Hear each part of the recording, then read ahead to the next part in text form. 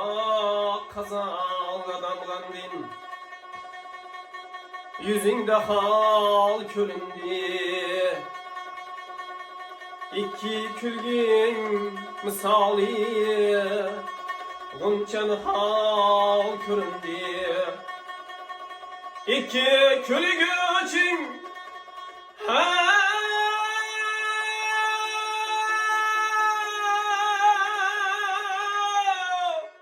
baktı ikbal köründü.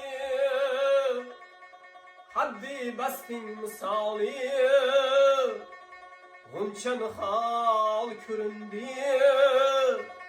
Kimni sever yar sen söyle bana ey peri.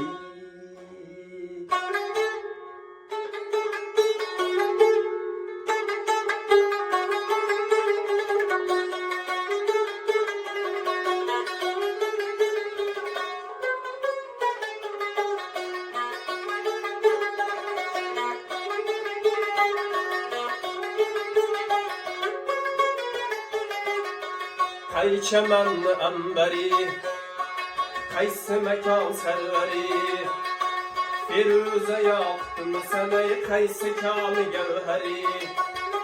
Sana bende buluttur, saleminde gari, Özün salın kalbime, gitme gözümden beri. Kimni sever yar sen, söyle bana ey peri. Bana bir bak bak, bana bir bak bak, bana bir bak bak bak, bana bir bak bak.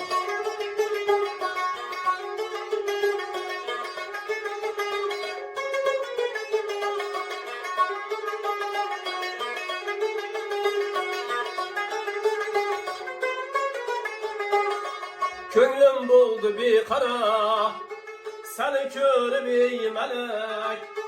Aslını bağ eyle, etme yönünde helek. Her gün geldin yanıma, bir gül izinden derek. Ben de eyledim nazına, kıynıma çıktı yürek. Kimni sever yar sen, söyle bana ey peri. Bana bir bak bak, bana bir bak.